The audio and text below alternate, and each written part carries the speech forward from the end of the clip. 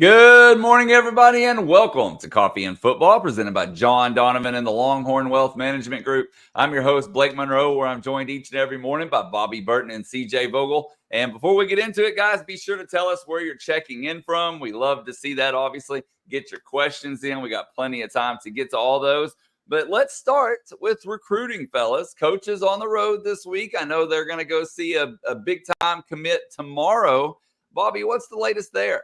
Yeah, Steve Sarkisian headed to Saraland High School tomorrow to visit with KJ Lacey, the quarterback out of Mobile area that has been committed to Texas since right about the summer of last year.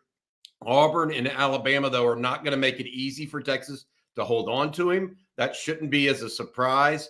Alabama, though, looks like they may be prioritizing right now Juju Lewis out of Carrollton, Georgia, which could help Texas a little bit hold on to KJ Lacey. I'm not saying there's anything to worry about here, but just something to watch as we go forward. The Longhorn staff out all over the state of Texas again today and expected to be elsewhere as well, seeing some high-level recruits out of state too today. So be on the lookout for that. We'll be keeping up and track of that on our website on texasfootball.com today as well. Lacey, the high school teammate of Ryan Williams. Williams committed to Alabama. We do not expect Texas to be a factor in Williams's recruitment prior to signing day, February 7th. And speaking of recruiting, guys, it wasn't a big recruiting weekend for Texas, but a couple of the rival schools had the big recruiting weekends. Junior days, of course, both OU and A&M. CJ, what's the latest there? Yeah, both schools were able to get guys on campus, some of their top prospects for the 25 class. Neither recruiting day was as big or as loaded as what Texas hosted about a week ago. So if you want to take it as a little, moral victory on the recruiting trail, there's that. Texas had over 120 kids on campus. Neither OU or A&M had, I would say, that many guys. But A&M had a pretty solid group coming in. They earned 2 commitments out of the weekend, Kelvion Riggins and Dejon Petaway. Neither of which Texas were really heavily interested in at the moment. So that's something. But there were some guys that Texas will certainly be fighting for the race, the rest of the 25 cycle. Jordan Davison, the running back out of Modern Day. Kelshawn Johnson out of Hitchcock, the wide receiver. A group of talented offensive linemen as well. Lamont Rogers, Ty Haywood, the Bridgeland offensive tackle duo, Ryan Foji and Jonte Newman, all of which were on campus a week ago with the exception of Ty Haywood. So some to monitor there, and then obviously down to Oklahoma. Jonah Williams is the big one that they were able to get onto campus. Kobe Sellers, the cornerback out of Shadow Creek, and Emmanuel Choice, the 6'4" wide receiver out of Lancaster, all of which Texas has been interested in, shown interest, offered, and have been recruiting as of late. So a lot going on, and now we're heading into February. And, I mean, these on-the-road visitors, or I guess recruitments by the Texas coaching staff just get even more important.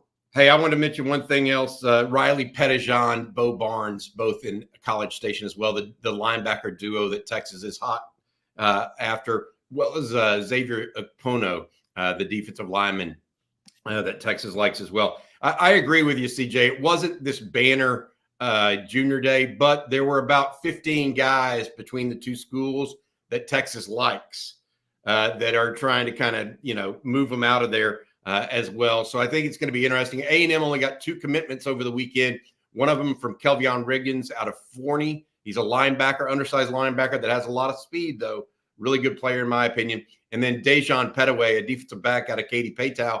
And the thing with Dejon, he is the brother of Damian Sanford, the Aggie player that was a freshman this past year at Paytow. Texas did not recruit hard or prioritize either of those guys. They both are still good players, though. So the Aggies moving a little bit in recruiting right now. I don't know that OU really got that much movement overall. It's going to be an interesting year for OU, I think, on the recruiting trail. I think it was like a week or two ago, we talked about the athletics projections, speaking of OU. And they said OU was going to go 7-5 their first year in the SEC. Would y'all agree with that? I haven't looked at it well enough to say that. I don't think they have. I mean, here's their problem: new quarterback, 5 new offensive linemen. You could have the best defense. He is getting a better defense, by the way. Venables is improving that defense, not only from a coaching perspective, but also from a personnel perspective. They got the linebacker back as well. Peyton Bowen is back. I think they're a good team. Billy Bowman is back as well. I think they're going to be a good defense. I think they'll be better and more competitive than what people think. But I really think their offense is going to lag. I just don't see any way. And they have some good running backs, but they don't have that guy. They have some good receivers, but they don't have that guy. That's where it's at. I feel like they're going to be decent, but not great. 7-5 is not out of the picture.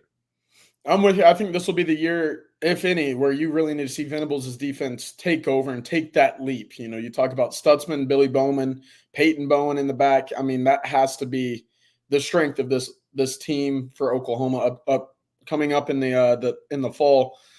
I'm eager to see how Arnold progresses, but like you said, behind 5 brand new offensive linemen from which they went to the portal, from which they, are hoping to recruit and develop that way. That's a lot to ask for, especially behind a first-year starting quarterback. So we'll see. I know that they're very high on him, and he's a very talented quarterback, but it's a tall task. Who do they have in the preseason other than Tulane up there, Blake? So it'll start with Temple. They'll have Houston and Tulane, all those, of course, home games. Then they host Tennessee, so 4 home games in a row. Then they go at Auburn, have the week off. Then, of course, Texas at the Cotton Bowl. South Carolina at home. Then they go to Ole Miss, and then they play Maine. And then at Missouri, have a week off, and then host Alabama, and then at LSU. So that's not an easy schedule. No. Well, I don't know about the Maine Black Bears. I didn't even know Maine football. No, I think that's not an easy schedule, especially some of the road games. At LSU is a big one, in my opinion. I just feel like he's a year away. Jackson Arnold's going to be a year away. That offensive line is definitely at least a year away. And that's going to run into maybe some of his better players going pro on defense. So it's gonna be interesting to see how he recycles. But I don't know that OU is going to be a factor in the SEC championship category at this point. I just don't see them that. I see actually A&M having better personnel that are older. A&M has issues in the younger ranks, but the older personnel at A&M, pretty good. Hey, how about Kyle Shanahan, guys? Yeah. When we went off the live stream last night, CJ, it was 24-7 for Detroit was winning. We left, came back. I turned the TV on, and boy, Detroit couldn't stop turning the ball over. And Kyle Shanahan couldn't stop dialing up plays. Congratulations to the former Longhorn receiver. He's headed to the Super Bowl. Also, congratulations to Charles Omenihu, the defensive lineman for the Kansas City Chiefs. He had a big turnover in that game against the Ravens. They're both headed to the Super Bowl. What'd y'all think of that comeback, by the way, from the Niners? Because I did not expect that. I got to be honest. I thought they would make it a game. I didn't think they'd come all the way back. What was it, 24 unanswered points or 27 or something like that? It felt like in that second half, anything that could have gone wrong for the Lions did, and anything that could have gone right for the Niners did as well. I mean, that 60-yard pass completion, that just summed up the entire second half. I like Dan Campbell. I like what he's been able to do for Detroit. I think it's been great for that city, who really hasn't experienced anything of note of late. But you got to start kicking field goals, man. you got a kicker on roster for a reason. I'm sure you would have been nice or really happy to have had 3 extra points towards the end of that game. Had 2 opportunities to do so, and it just, the first one especially, to make it a 2 possessions lead into a 3 possession lead. You're in the playoffs. You got to do that. But I don't know. That's just it's his identity. He wanted to be aggressive. Here's one thing I would take away. The biggest takeaway I had, and this relates to Texas in this way. The biggest takeaway I had from those 2 games, turnovers.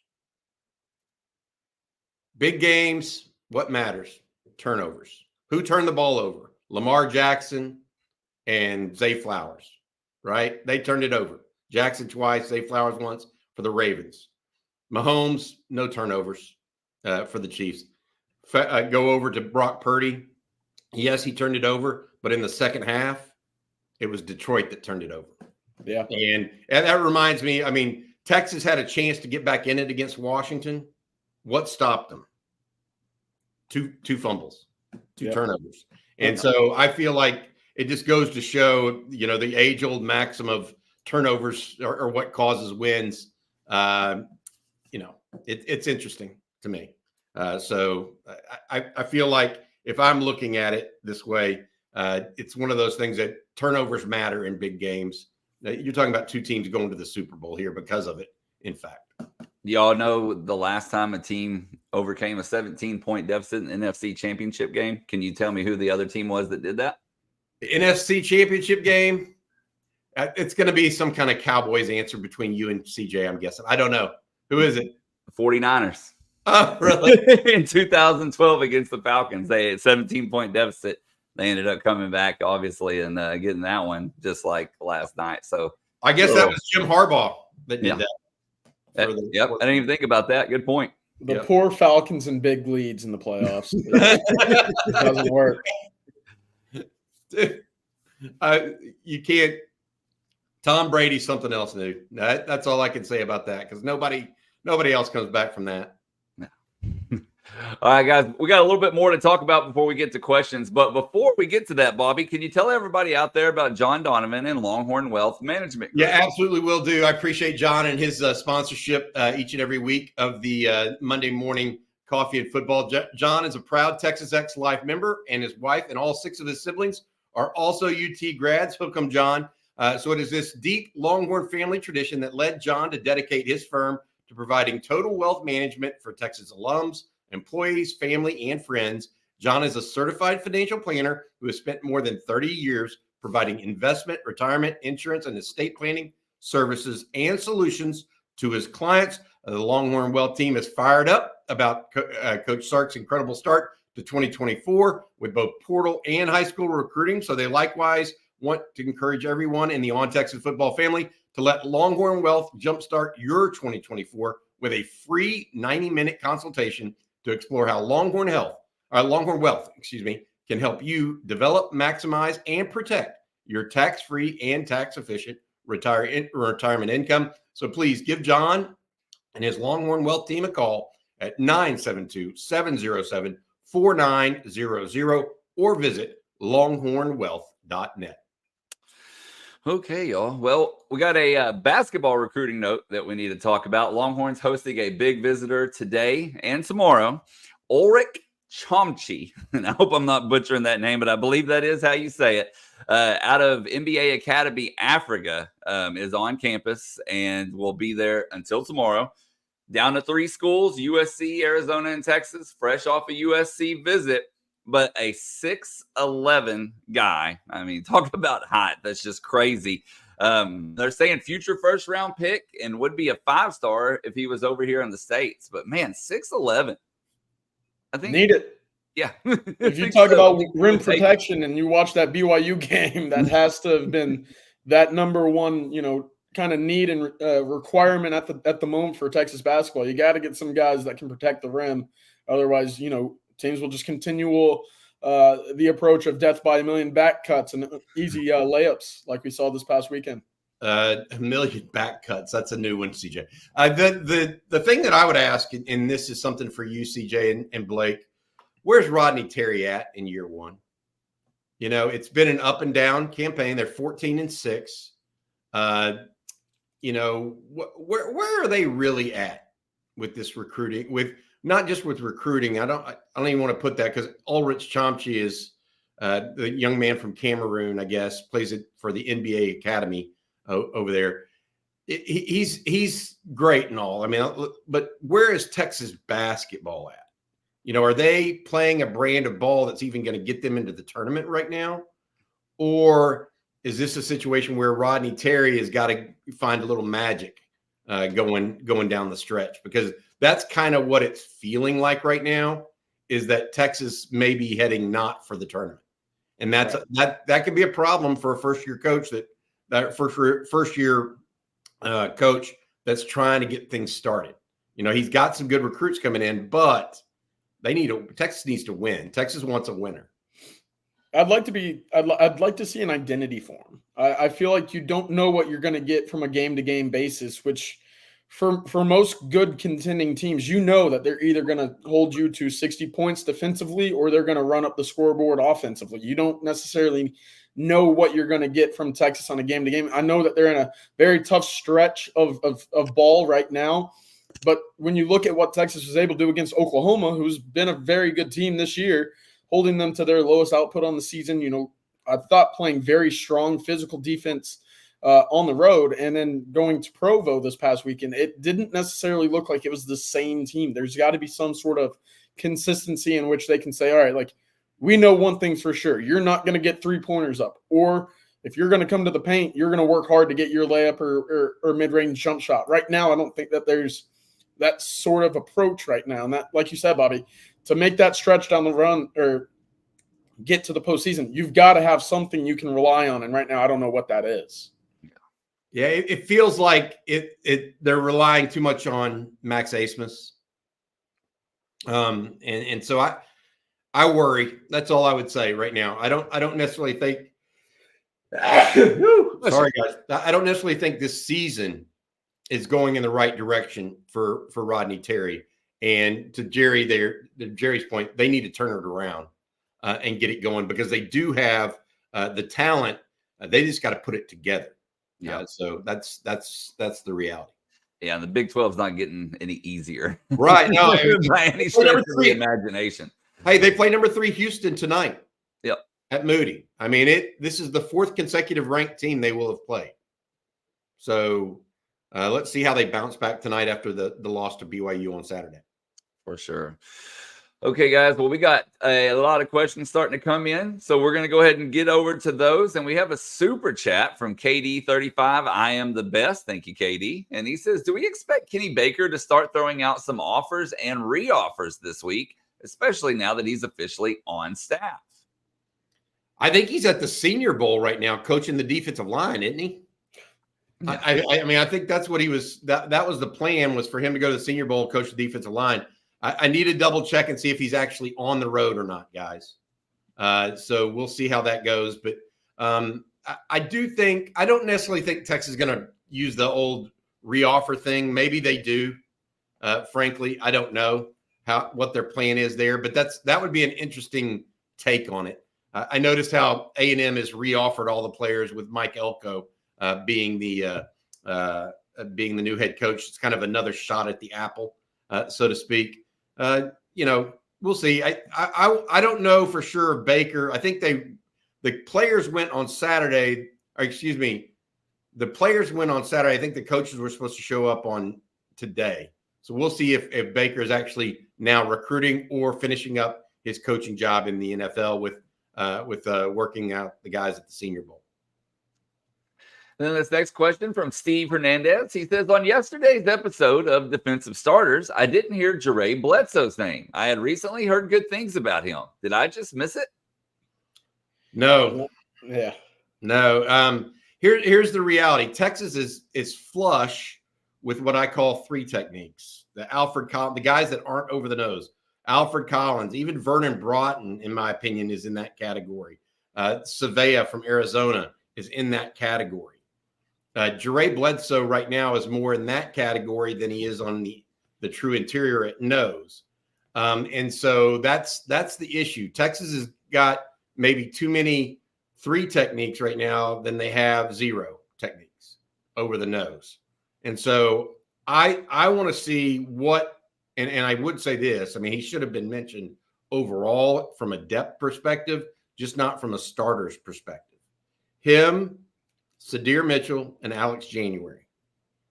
Those are the 3 guys that have high-end potential for Texas along the defensive line, along with Alfred Collins, okay? How those guys improve this spring will help us understand exactly what Texas is going to be on the defensive front.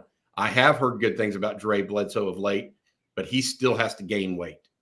He's very, very, very talented, one of the best athletes on the team. Yep, that's kind of I think why we didn't hear Jaray Bledsoe's name in that conversation is there's a lot of work to do physically with his body to get him ready to play, down and down and down in the SEC. So this spring, this winter conditioning is going to be big for him because, like you talked about, Bobby, his talent and his athleticism is up there in the conversation with just about anybody that Texas has in that room right now. So it'd be great to get him on the field, but he's got to be physically ready first. Well, I mean, let's talk about this because he did not, even though he's he did not dress for the Oklahoma State game. He wasn't able to play because Texas wanted to stop the run, and so they activated Sydir Mitchell. If for those unaware, the NCAA has a rule that only 65 guys can dress for a game, I believe. That's a championship game. So they chose Sydir Mitchell because of wanting to stop the run against Ollie Gordon and gave up a little pass rush with Jaray Bledsoe. So that's why, look, I mean, he's got to put it all together. Just like a lot of young guys, though. I mean, he is so talented, but he needs to put it together over the next 6 months here so we can see what he's going to be at in August and September when the time comes. And then this next question here comes from Jay Wilson. And Jay says, Bobby and CJ, would you rather have Trey Moore and Ethan Burke have 15 sacks between them or Alfred Collins and Vernon Broughton have 7? It's a good question. That's a good question. Interior pressure is different because it forces the quarterback to take his eyes off of being down the field. You have to go laterally now. You're getting pushed back in the face with guys like Vernon Broughton and Alfred Collins. Alfred's, 6'5". He's got the long rangy arms as well. That interior pressure is different when it's coming straight at you. 7 sacks is a pretty solid number. But I like 15.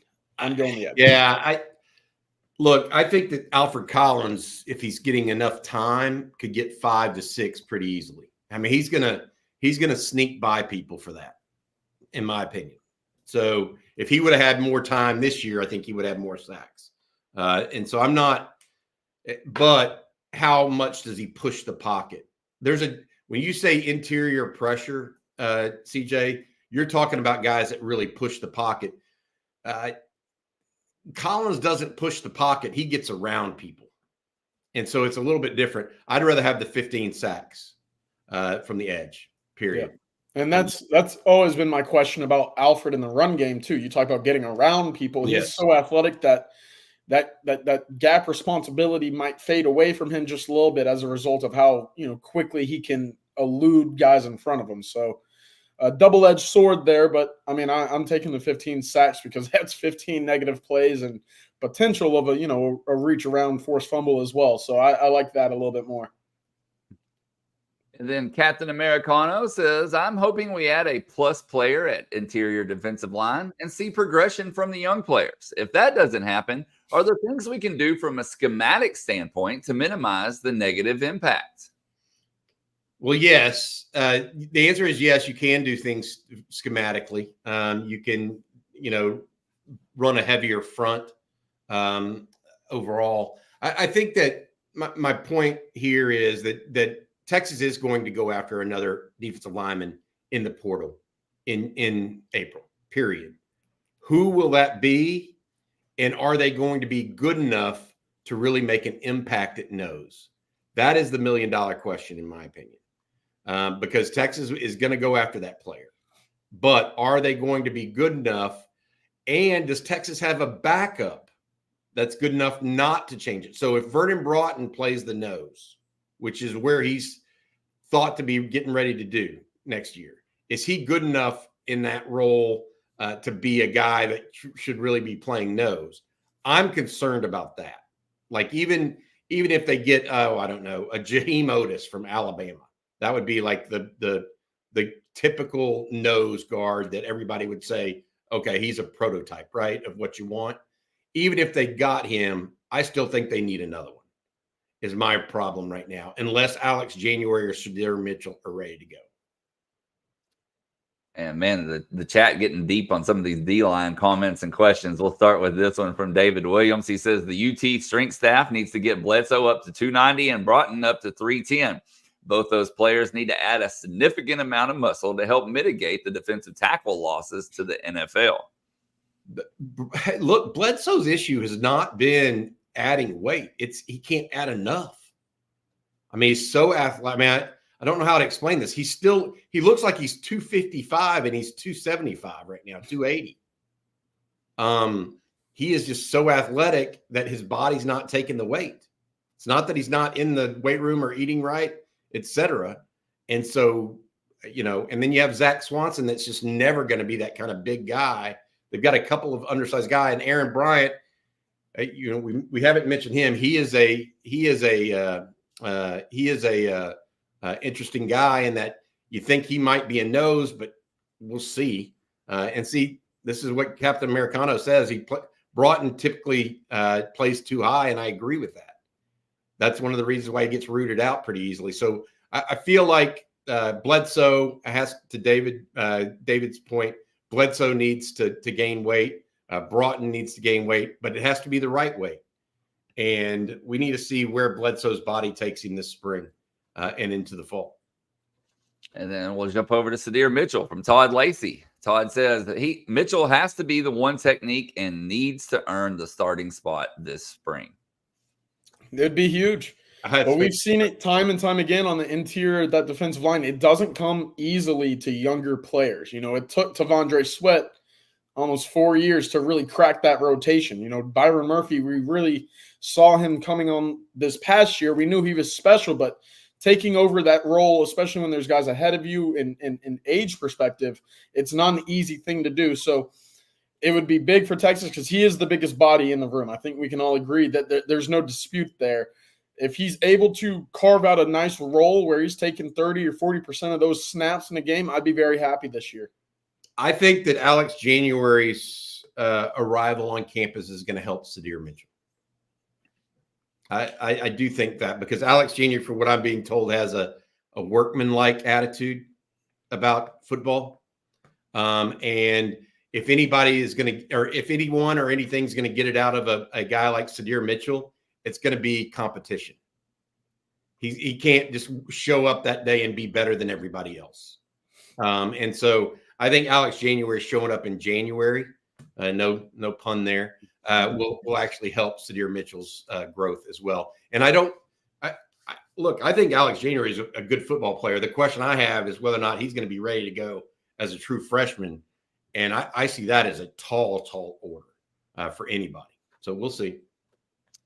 Okay, guys, we have a super chat here from Football Junkie. Thank you, Football Junkie. He says, do we anticipate more sacks this year as a whole? Who are our sack leaders this season, and who do you guys think will be the top sack leaders this upcoming year? With that said, I'm going to help y'all out a little bit. I was prepared, Bobby. I was prepared for this one. I saw it early. Let me get this comment down, and then we'll bring up the whole thing here. So this is obviously sorted by sacks. Ethan Burke, 5.5. Anthony Hill, 5. Byron Murphy, 5. Baron Sorrell, 4. Sweat, 2. Collins, 2. Jet Bush, 2. Justice Finkley, 2. And then 1 from there on down. And then anybody off this list didn't have any sacks. It's remarkable that Anthony Hill is tied for the most sacks, probably with a third of the amount of pass rushing snaps where he was blitzing compared to everybody else on this list. So that was kind of one of those, I wouldn't call it a gripe, but kind of one of those things I wish to see a little bit more against Washington was Anthony Hill either up the middle or off the edge, anywhere that you can kind of disrupt Michael Penix in that game. But moving forward, I think you're going to see a lot more of these true edge guys up on this list. You talk about Ethan Burke returning, Aaron Sorrell is back, Colin Simmons will be added to the fold, and obviously Trey Moore has 22 sacks over the last 2 seasons. That's where this group can really help the Texas defense next year, is an increase in getting to the quarterback, forcing negative plays and things along that nature. So I like Trey Moore a lot, but I think it's Ethan Burke's time to really stand up and become that guy we see up in that 7, 8, 9 sack range next year. If he's able to add a move or two to his bag from a pass rushing perspective, it really opens up his athleticism, range, length. It's something that is very difficult to defend by an offensive lineman. Let me just give you all something that I'm just looking at here right now. Somebody asked earlier, would you take 14 or 15 sacks from the edges or 7 from the interior? Well, last year, Murphy and Sweat combined for 7. You really think Collins and Broughton are going to get 7? And I so think Collins might be able to. I don't see that being realistic. I think, Starting edges here only had 9.5 between Sorrell and Ethan Burke. You really expect them to get 6 more this year? I think more. You have to do that with different players, because Barron Sorrell is not going to all of a sudden become a pass rush king, even if he improves his game by 2 sacks. It's not going to be this overriding thing. My take on it right now is Ethan Burke and Trey Moore are your best pass rushers. You don't know about Colin Simmons yet, and you don't know, or you're not playing Anthony Hill in that role, to CJ's point. They may have to find better ways to get Anthony Hill involved in pass rush. Yeah, he's just to CJ's point, he's just too disruptive not to. Hey, luckily we've seen PK in years past be creative with where he brings blitzes. We've seen Jaray Barron off the edge. We know that he liked to use the boundary corner as well. So there'll be some wrinkles, but I'm with you. I'd like to see Anthony Hill kind of unleashed a little bit more. Yep. Okay, guys, we're going to stay on the D-line talk because, well, there's just a load of questions about it. And Osmosis Jones says, isn't this Sydir Mitchell's first winter in spring workouts? Also, with the former NFL defensive line coach, maybe that helps him take the next step to the next level quicker. Well, it's not his first winter in spring workouts. I mean, he was here last spring. He was a midtermer, right? I'm pretty sure. He just has to keep growing. A lot of these guys, Tavondre Sweat is a great example from CJ's point. I mean, he was not what Tavondre Sweat is as a sophomore now, but we need to start seeing improvement, and he needs to start showing up a little bit more, and it needs to be piece by piece. The other thing I would say to that is, he has got to be a bigger maximizer than what he has been so far. He came in and did not necessarily light the world on fire with some work ethic stuff. He's got to take it more seriously. That's my opinion. Sounds like we need to be sending the DL more breakfast tacos. Yes. It could help. Refried beans and tortillas will add the weight, my friends. Yes, it will. Oh, man. And then Casey says, I feel like our philosophy is going to be get after the passer and use our inside guys to take up blocks / hold lanes while holding up coverage in the back end. Hey, defense is an interesting thing because it's very complementary and it starts up front. So if you can get that pressure, it's going to help everybody in the back end. If the secondary is able to stay with their guy just a little bit longer, it's going to help those guys in the front end get home. So I'm with it. I think that you're going to see a lot more pressure off the edges this year. I think it's going to be a point of emphasis that we'll see in the spring, specifically with Burke and Sorrell, sorry. But that's going to be where you're going to see a lot of improvement from last year to this year in my eyes because of the additions of Trey Moore and Colin Simmons. That room's only going to get deeper when they're off the field. And who knows, Justice Finkley, Jamon Tapp could make a run for playing time as well. It's just a little bit more crowded of a room. Hey guys, I want to take a little bit different take here. I wrote an article today on Texas football talking about this and get y'all's take on it a little bit, and the room's take on it as well. Texas lost 15 players to the transfer portal. Grabbed 8. Okay, I think it's a net win, a net positive overall for Texas. The 15 players, I looked at it, there are really 5 that kind of, you can say they affected the team. Trill Carter, the defensive lineman, going to Auburn. Jaron Thompson going to Auburn. Keaton Crawford going to Nevada. Malik Murphy to Duke. You can say what you want, but he won a couple games as a starter. And then you have Isaiah Nayor going to Nebraska. The rest of those recruits and the rest of the players that left, I don't think it's that big a deal, because I think they have some young guys coming in that are ample replacements. The question I had for y'all is, how big a loss are Jaron Thompson and Keaton Crawford? Because I think I kind of go back and forth on that. Thompson started a lot of games. Now, is he perfect? Absolutely not. Is he a liability in coverage? Absolutely. But again, you're going to replace him with someone that hasn't started as many games other than Makuba, who might be, fighting it out with Derek Williams and not Michael Taft. We got to wait and see how Texas uses these guys. But my point to y'all is we think Texas was a net winner in the portal. Y'all agree with that? I mean, the 3 starting receivers, the starting tight end, the edge, and I see Blake, and everybody agrees with that, right? That Texas was a net winner, even despite losing a couple guys that were big.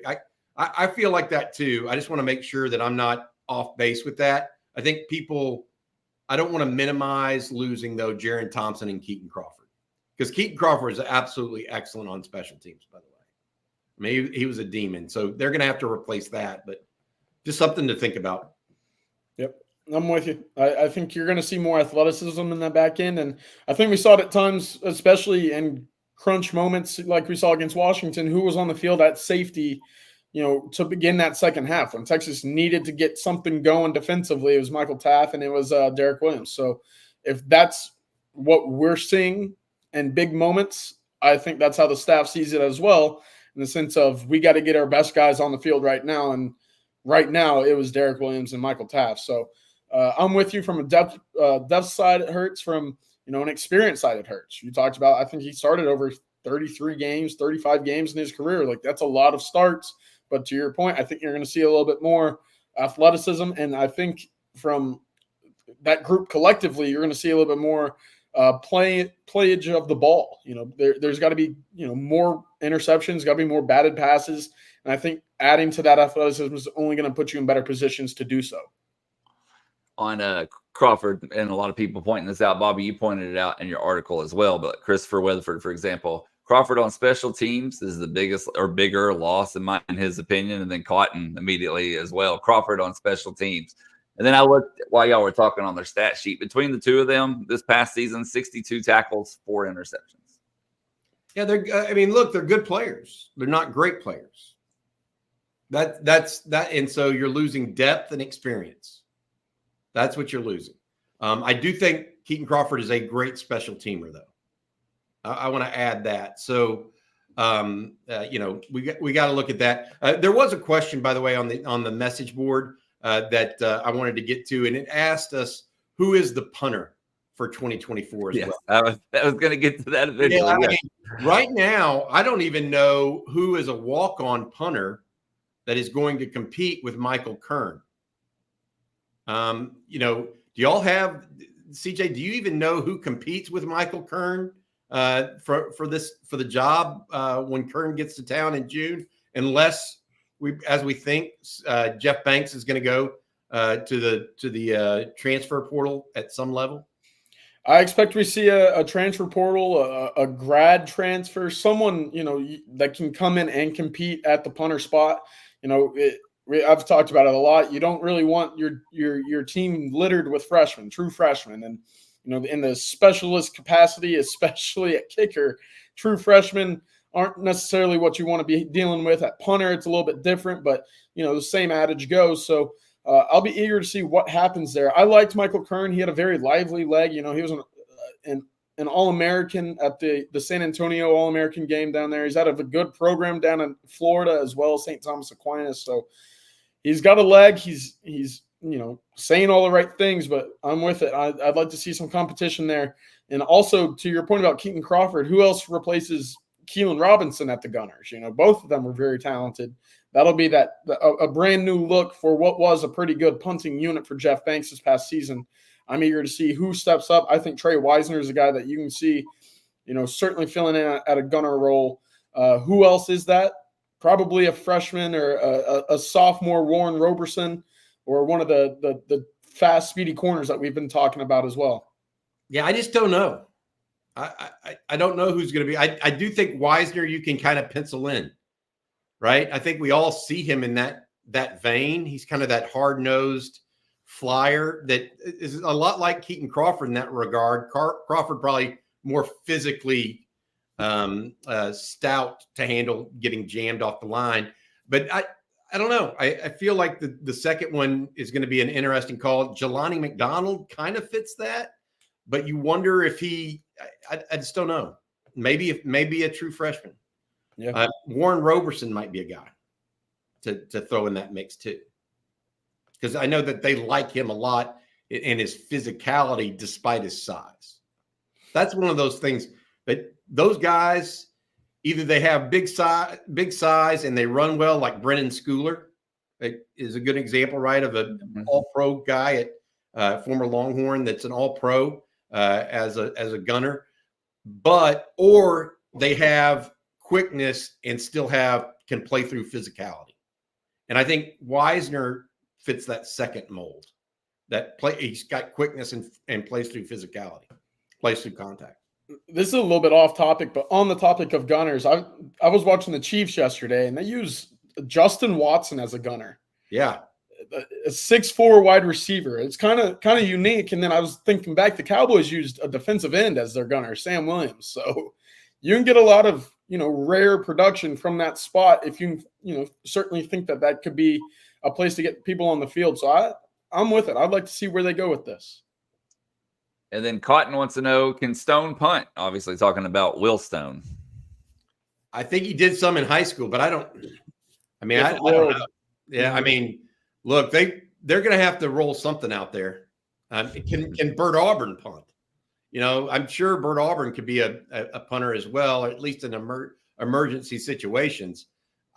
The question is no one is likely to be as good as Ryan Sanborn. Correct. I mean, Ryan Sanborn upped Texas's net yardage by something like 6 yards year over year. That's impressive. And so probably didn't get enough accolades that he deserved, because Texas Tech had a punter hey, hear me out, Arch Manning, punter number 1. Even if he were, I don't think that they're going to put his leg out there to be whipped. That's one of those. That's my favorite comment. No punting in 2024. Okay. If that happens, then we're all going to be happy. Hey, we saw a few games this year where there weren't any punts. I think, there's a 2-game span in which early in the season where Ryan Sanborn looked just like one of us after a game. And he worked up a sweat in pregame. Yeah. Did y'all see what Travis Kelce did to Justin Tucker yesterday? Yes. Yeah. By the way, yeah. That kind of stuff. I mean, look, that whole game, that Chiefs Baltimore game was chippy. I mean, it was just chippy from the start, and that was like indicative of it, right? Yeah, I loved it. Precursor. Oh, you love it? You love that stuff? That's my type of stuff. I want those games to mean something. I want the emotions to run high. Maybe not the Justin Tucker pregame stuff, but I like the get to your side. I don't want you on my side of the field. I like that. Picking on a kicker. I mean, come on, Travis Kelce, you got the world's top media star or pop star in your corner, and you're messing with the kicker. I didn't like that, but I like the chippiness. I thought it was a great game. That seemed a little weak to me. I'll just put it that way. Oh man. Well, what got me with Kelce mouthed after every play, and then the Ravens mouthed one time and the flag gets thrown. It was like the worst double standard ever. I mean, they cut to him and he's just laughing. Yeah, I just it is what it is. All right, guys. Well, we've talked about possible portal portal transfer punters, but we have some questions about other portal positions. And so let's go ahead and take those. This first one from VFL TexX, and he says, is Texas interested in Davis from Arizona in the portal, or is Texas set at defensive back? So Texas was looking at Tacoria Davis out of Arizona. They wanted him to come in. He was scheduled to come in at one point. We didn't report that because I was asked not to, but then it was canceled on Wednesday of last week. And so that's where that is at this point for the Longhorns. I don't think he's going to be a guy that Texas is able to get back in on. Right now, it's looking like Washington or perhaps staying at Arizona. A lot of the guys, again, as we said it, Savea came down to either transferring to Texas or returning to Arizona. Dwayne Aquina, Brent Brennan, those guys at Arizona are doing a good job of trying to keep that nucleus together. They got the quarterback and the receiver back. They got the big linebacker back that was one of the best players on that team as well. And so that's been the hallmark of that thus far. I think they're done right now in the portal for the spring. That's what I've been told, unless there's this mass exodus from Michigan today or tomorrow, because you have to remember the drop date is the 30th for Texas, okay, which is tomorrow. Unless they have guys on campus and ready to go, you can ask for a exception, but man, you're not going to get one that's a week late. Add drop class through the university. They have to be students. Now that doesn't mean they can't join in the summer, but I think they're done with the portal for now. And then Todd Lacey, I know you said for now, but Todd Lacey says, do you shop the FBS ranks for a one technique, taking a player who might not make a huge impact, or are there ones from the FCS ranks who are looking to make a jump? Do you think they might go that far low? I would, if there's one that can play. Right? I don't know that there's been. I think the other Arizona defensive tackle is a good player as well that was in the portal, but I think he's now saying he's going to return as well. So I don't know of any other defensive tackles in the portal though that have been quote unquote greenlit by the Texas staff, and that includes the FCS group. So period. That's the problem. It's not that Texas is unwilling to recruit them. It's that they're not there, or the ones that they've seen aren't good enough. I mean, there've been guys that have offers elsewhere that you might think, well, Texas should offer them too, but they haven't. I mean, they just haven't done that. And I don't disagree with it. I mean, you have to, if they can't play, why do it just for another body? Texas is trying to be beyond that. And it holds you a spot. It takes away a spot from a possible guy that enters the portal down the road.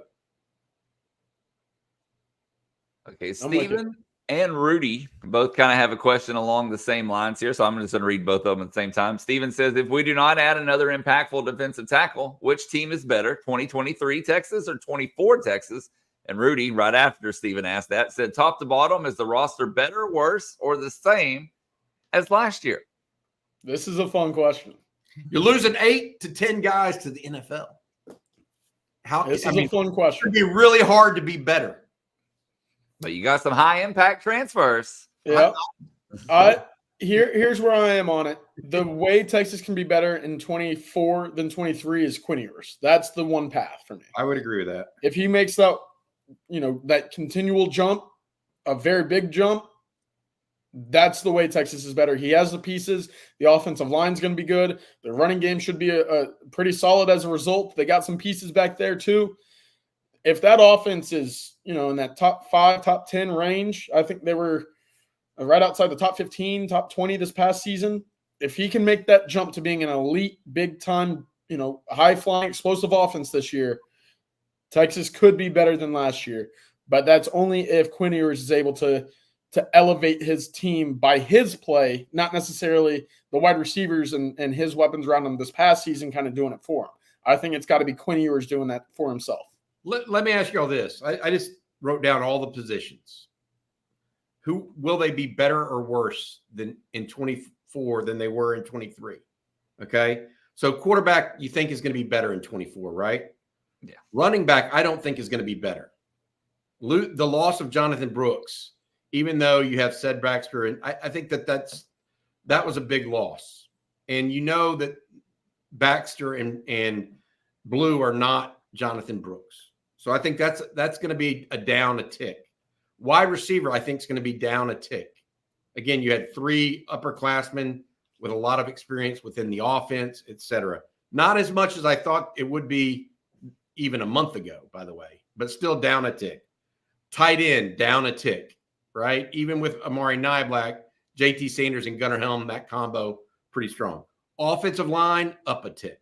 Even losing Christian Jones, I think that the 4 other guys. So on offense, the 2 improved positions we think are quarterback and offensive line. The down positions are running back, wide receiver, tight end. I think you take that trade.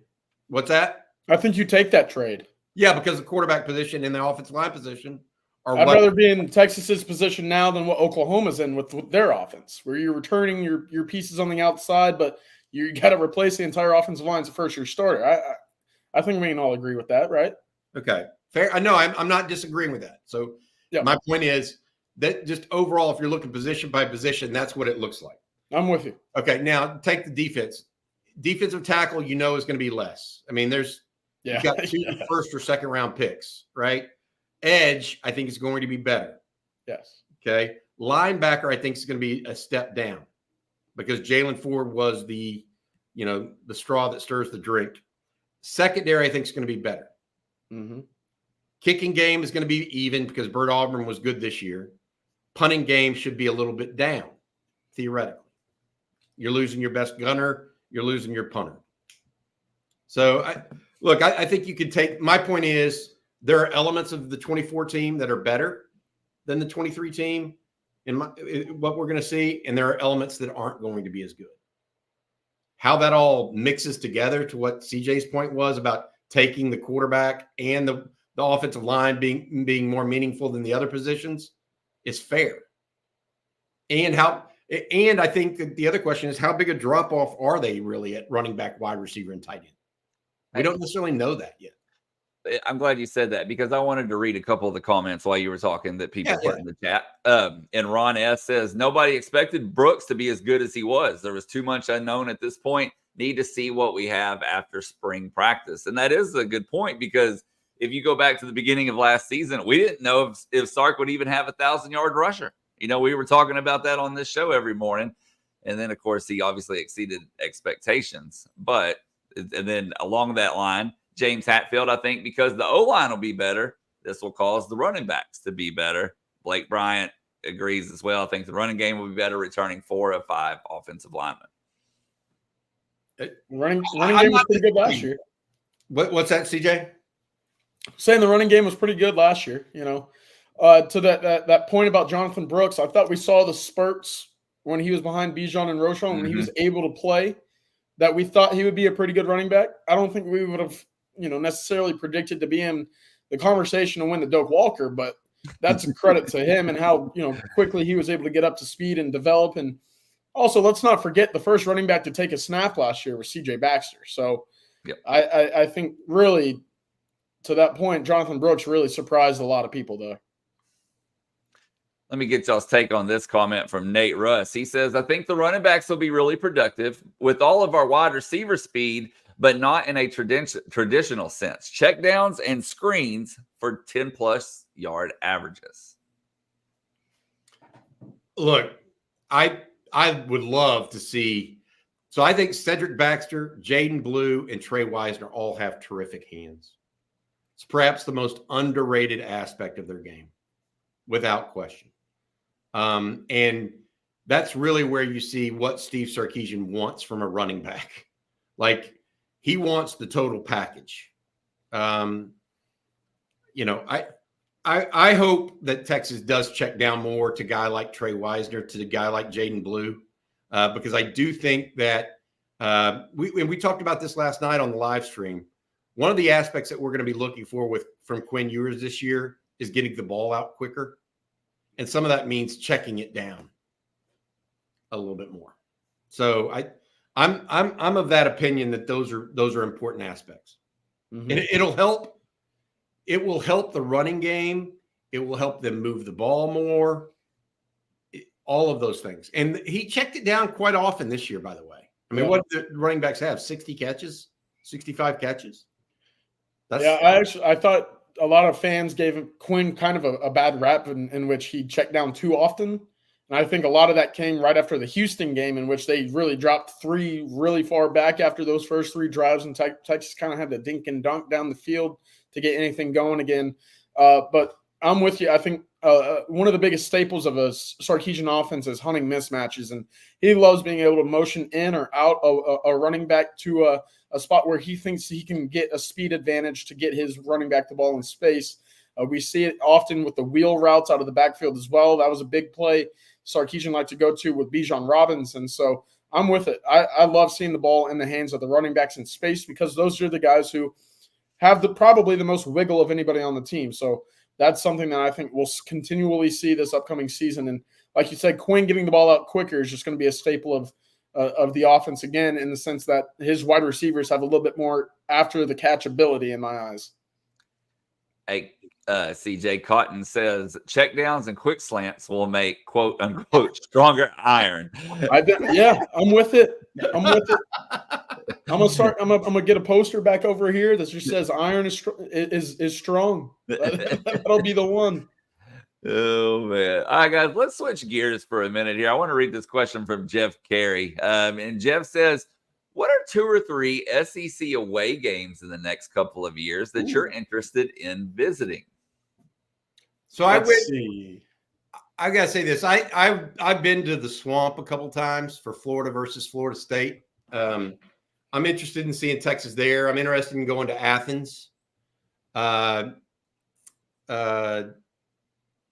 to think. At Tennessee would be fun.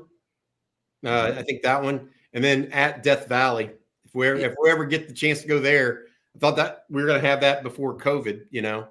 But I feel like those are the ones that, for me, LSU, Tennessee, Florida, Georgia, maybe Auburn would be fun as well. Yep. I said Tennessee and LSU were the top of my mind. Low-key, a night game at South Carolina, very fun. Yeah. Very fun. So I've been, I haven't really seen, I've seen Texas play at Arkansas. I've seen Texas play at Ole Miss. I've seen Texas play at Mississippi State. Way back in the day, Jackie Sherrill time. But Georgia, Florida, Auburn, Tennessee, LSU. Those would be the ones for me. To Michael's comment right there, I've never seen a game at College Station. What? Yeah, that's how. Not in person. You've never seen a Texas A&M game. That's not in person. That's just a shame. I was 13. I mean, I'm serious. I mean, as big a fan as you are. No, I am serious. You know what I mean? I mean, that's where almost a generation lost it. That game. Yeah. So that should have been number 1 on my list, because I've yet to see a game at College Station. And it'll be the closest away game for you. Yeah, I love that. Can't beat that at all. Oh, all right. Good question, though, for sure. And yeah, absolutely. Not a wrong answer, I don't think. I think a lot of Texas fans are thrilled to go see somewhere besides Kansas. You know what I mean? Or anywhere else, Oklahoma, Oklahoma State, whatever. A lot greener pastures out there. Yeah, sure. Better than going to Manhattan or Ames. Right? Yes. Yeah, I agree. Or Stillwater. I would say this. I love Florida as a place to go, because you fly into Jacksonville. It's about an hour and a half drive to Gainesville. It's kind of you can stay in Jacksonville for the weekend. Jacksonville's a nice town, especially in the fall. Yeah, no, Mississippi State was horrid. When I went to the Mississippi State game there in the 90s, it was it came one of those summer showers where it rained like cats and dogs for like 15 minutes. And then the rest of the day was just nothing but hot. And the steam was coming up from the carpet. And then about 10 minutes into that, after that started, the whole power of the whole place went dead. I mean, the clock, everything. Wow. Press box, dead. And so you had people in there about 100 degrees, came back on about 15, 20 minutes later. But by that time, everybody was already steamed. It's like you're in a steam shower. Yeah. I'd tell you what else there's going to be some good away games is baseball. Oh, yeah. SEC, obviously has some phenomenal baseball venues, and like Ole Miss, LSU. I mean, there's just so many good ones. It's going to be a lot of fun. Mississippi State. Yep. Can't wait for those. So, okay, guys, let's go. We got if I can find it here. Yep. So Kelly Hyden says Todd Dodge makes his return, and then Seth follows it up with CJ. How long till Lovejoy wins state? Not soon enough. I'm ready for it. Get the boys a ring. Get a banner up on the stadium. I'm excited. Todd Dodge, anytime he's back coaching in the state of Texas, I mean, that's exciting. He's, one of the greats. And so that I'm really excited to see what he's able to do at Lovejoy. There's a lot of talent in that area.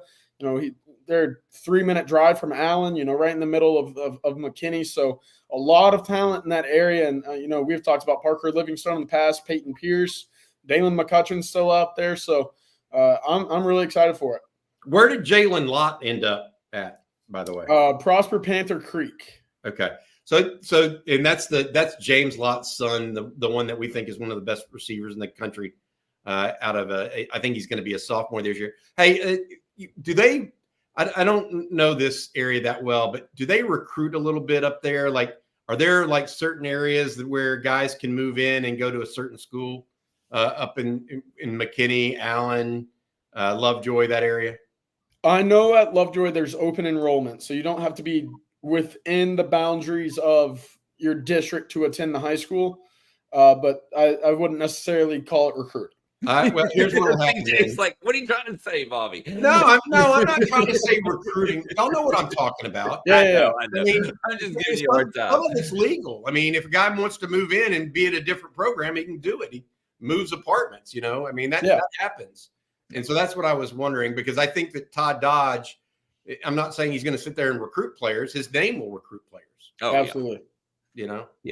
Like Cameron Parker said, Todd Dodge is my old coach at South Lake Carroll, one of the best coaches ever, man. So that's very awesome. exciting that he's coming back. And then also Joseph Gillespie, longtime Stephenville coach with a ton of success, numerous state titles. He's now going to be going to Waco Midway. So pretty cool there for sure. Wonder if they'll pull guys from Connolly, because Connolly's had the talent lately. Yeah, that's right. All right, well, before we move on to some more college football talk, guys, Bobby, why don't you tell everybody out there about what John Donovan and Longhorn Wealth Management Group can do for them? Yeah, absolutely. John and the Longhorn Wealth team is fired up about Coach Sark's incredible start to 2024 with both portal and high school recruiting. So they likewise want to encourage everyone in the On Texas football family to let Longhorn Wealth jumpstart your 2024 financial future with a free 90-minute consultation to explore how Longhorn Wealth can help you develop, maximize, and protect your tax-free and tax-efficient income. Give John Donovan and his team a call at 972-707-4900 or visit longhornwealth.net. John's a certified financial planner who has more than 30 years providing investment, retirement, insurance, and estate planning services and solutions to his client. That's 972-707-4900 or visit longhornwealth.net. Thanks, John.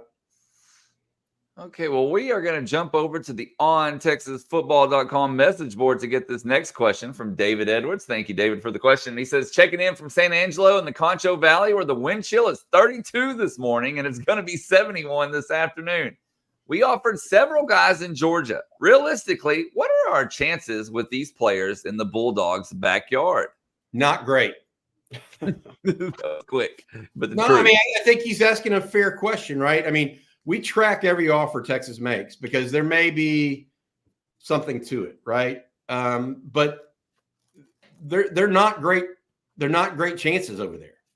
But Rod Babers is fond of saying this. You put 50 lures in the water, maybe one or two might bite. And there are that many players in Georgia that are good enough to play at the University of Texas. So it's a numbers game is what I'm describing here, David. You put 30, 40 offers out in the state of Georgia that you like and are good enough. And the question then becomes, okay, do I like them enough to better than the ones in the state of Texas or another area of the country? And then you get into a little bit of a possibility there. What I like to say about those offers, sometimes they're just competitive offers. They keep you in the game in case you want to go back and really recruit that player later. Some of them are to elite players. Some of them aren't. So I think that take those a little bit with not a grain of salt, I guess, but take them as what they are. Texas trying to get themselves in the prospect possibility there, and then they'll see where it kind of nets out after the fact.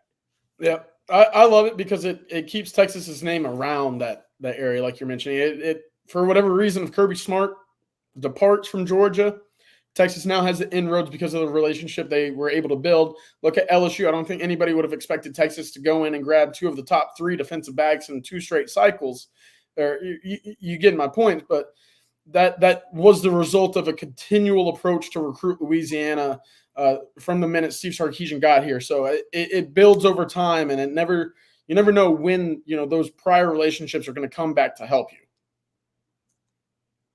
Okay, guys, this next question comes from Miguel Gonzalez. And Miguel asks, do you think the Horns will have a package where Trey Moore and Colin Simmons are on both edges at the same time? Or are they just giving up too much size to run that package regularly?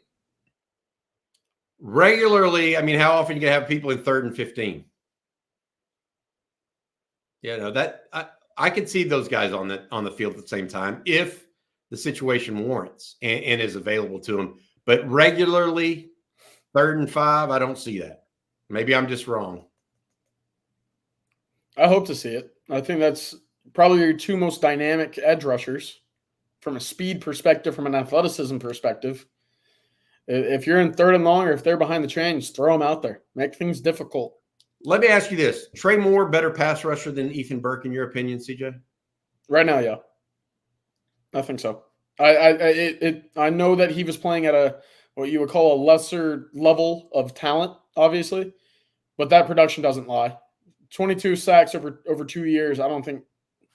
I mean, the Texas defensive end position last year, probably going into a little bit of 2022, probably doesn't even account for that. So he gets to the quarterback, and that's something that I feel like sticks with you. Okay, fair.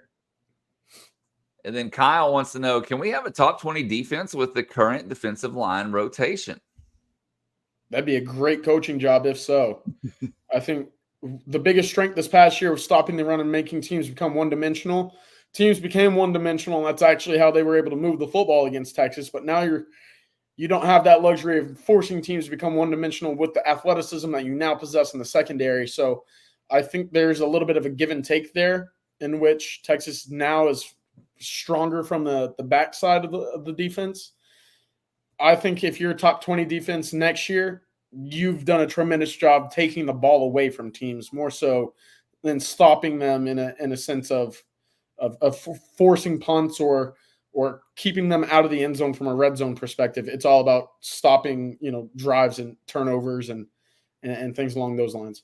I think it would be amazingly constructed if they could be a top 20 defense this year. I don't see that. Not losing 2 guys like Sweat and Murphy. I mean, those are great players, guys. Those are hard to replace and have equal output. Okay. I wish. Well, we're going to take one more question, then we better get out of here. And Trey Day says, it looks like Elko's really focused on in-state recruiting. Does that make Texas vulnerable as Sark continues to recruit nationally? No. Every coach that comes coach at a big-time program in the state of Texas has to take care of their backyard. They have to be in the inroads with Texas High School Coaching Association. They have to go shake the hands because this is their fertile ground. This has to be the area in which they put in the most attention because it's, the in-state, crop of kids. That has to be his approach in year one. We've seen it with just about every team, every coach Texas has had over the last couple of years. You got to stay there in Texas. You got to maintain those relationships. Otherwise, that's going to bite you. But right now, that has to be the priority for Mike Elko and just about any coach coming into Texas at a university or university in Texas. You have to take care of Texas first before you can then go outside. Let me ask you this: did it hurt Texas? Did it hurt A&M that they went so far outside the realm? as vis-a-vis Texas under Jimbo Fisher. So, I mean, you could ask the same thing. Is it hurting Texas that they're going to do the same thing that A&M was doing? It only hurts if you don't pay attention to your backyard. And I don't think Steve Sarkisian's not paying attention. Yeah. And so there's a give and take there that you open yourself up a little bit. And I agree with that. But Elko's going to end up going out of state for some guys. And I agree with Casey here. A&M has taken layups that were trending to A&M prior. One of the recent guys has a brother on the A&M roster. This is accurate. Now, where does this go from here, though? Like, I mean, does Sark's penchant for not taking too many commits early allow A&M or OU to get some momentum? I don't know about that. I think that'll come out in the wash a little bit over the next month or two. Yeah. I do know that I suspect Texas is going to try to start getting some more guys on campus in February. And we'll see how that goes and where they go from there. Okay, guys. Well, that's going to do it for today's edition of Coffee and Football right here on Texas Football, presented by John Donovan and Longhorn Wealth Management Group. We want to thank them for sponsoring today's show. Thank you all for tuning in. Thank you for the super chats. Be sure to head on over to ontexasfootball.com to get the latest and greatest in Longhorn coverage and news, discussion. If you haven't already joined, you need to head over there, join the message boards. And we got all kinds of good discussion going on right now. Like Bobby's article that he was talking about earlier this morning about steady improvement, continuous improvement, all kinds of good stuff. So be sure to go check that out. And then if you haven't already, be sure to hit that like and subscribe button. We would definitely appreciate that. I got a little example up there. So you got to be you either have to have a YouTube account or Google account. Then you can subscribe to the channel and then ring the bell so you're notified anytime and every time we post a video or go live with breaking news. So for CJ Vogel and Bobby Burton, I'm Blake Monroe, and we'll see you tomorrow morning. Have a good week, guys. Happy Monday.